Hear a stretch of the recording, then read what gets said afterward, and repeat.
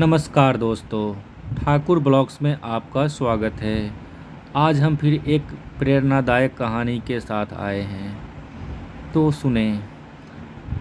कहानी का शीर्षक है आज ही क्यों नहीं।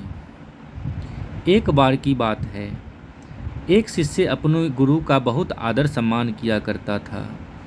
गुरु भी अपने इस शिष्य से बहुत स्नेह करते थे, लेकिन वह शिष्य अपने अध्ययन के प्रति आलसी और स्वभाव से दीर्घसूत्री था। सदा स्वास्थ्य से दूर भागने की कोशिश करता था तथा आज के काम को कल के लिए छोड़ दिया करता था।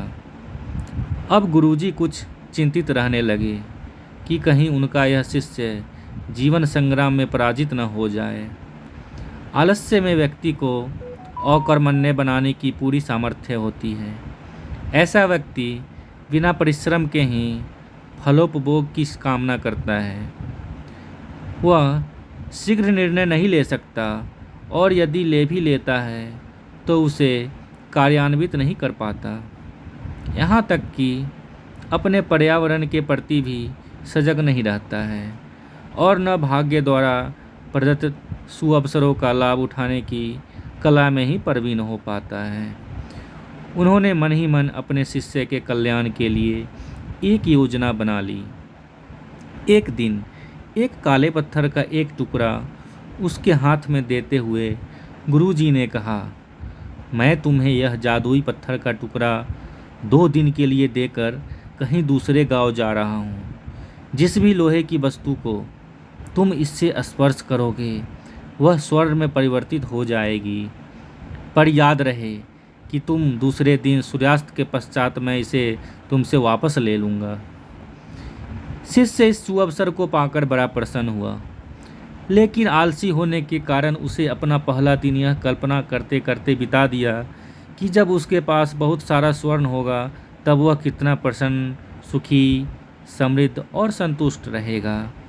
इतने नौकर चाकर होंगे, उसे पानी पीने के लिए भी नहीं उठना पड़ेगा।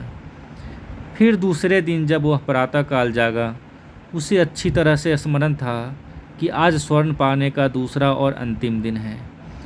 उसने मन में पक्का विचार किया कि आज वह गुरुजी द्वारा दिए गए काले पत्थर का लाभ जरूर उठाएगा। उसने निश्चय किया कि वो बाजार से लोहे के बड़े बड़े सामान खरीद कर लाएगा और उन्हें स्वर्ण में परिवर्तित कर देगा। दिन बीतता गया, पर वह इसी सोच में बैठा रहा कि अभी तो बहुत समय है, कभी भी बाजार जाकर सामान लेता आएगा। उसने सोचा कि अब तो दोपहर का भोजन करने के पश्चात ही सामान लेने निकलूँगा, पर भोजन करने के बाद उसे विश्राम करने की आदत थी और उसने बजाय उठ के मेहनत करने की थोड़ी देर आराम करना उचित समझा। पर आलस्य से परिपूर्ण उसका शरीर नींद की गहराइयों में खो गया और जब वो उठा तो सूर्यास्त होने को था। अब वह जल्दी जल्दी बाजार की तरफ भागने लगा, पर रास्ते में ही उसे गुरुजी मिल गए। उनको देखती वह उनके चरणों में गिरकर उस जादुई पत्थर को एक दिन और अपने पास रखने के लिए याचना करने लगा, लेकिन गुरुजी नहीं माने और उस शिष्य का धनी होने का सपना चूर चूर हो गया। पर इस घटना की वजह से शिष्य को एक बहुत बड़ी सीख मिल गई। उसे अपने आलस्य पर पछतावा होने लगा। वह समझ गया कि आलस्य उसके जीवन के लिए एक अभिशाप है और उसने प्रण किया कि वो अब कभी भी काम से जी नहीं चुराएगा और एक कर्मठ, सजग और सक्रिय व्यक्ति बनकर दिखाएगा।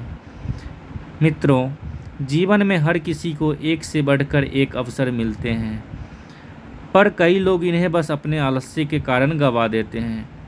इसलिए मैं यही कहना चाहता हूँ कि यदि आप सफल, सुखी, भाग्यशाली, धनी अथवा महान बनना चाहते हैं तो आलस्य और दीर्घसूत्रता को त्याग कर अपने अंदर विवेक, कष्ट साध्य, श्रम, सतत जागरूकता जैसे गुणों को विकसित कीजिए। और जब कभी भी आपके मन में किसी आवश्यक काम को टालने का विचार आए तो स्वयं से एक प्रश्न कीजिए, आज ही क्यों नहीं। धन्यवाद दोस्तों, इस कहानी को सुनने के लिए।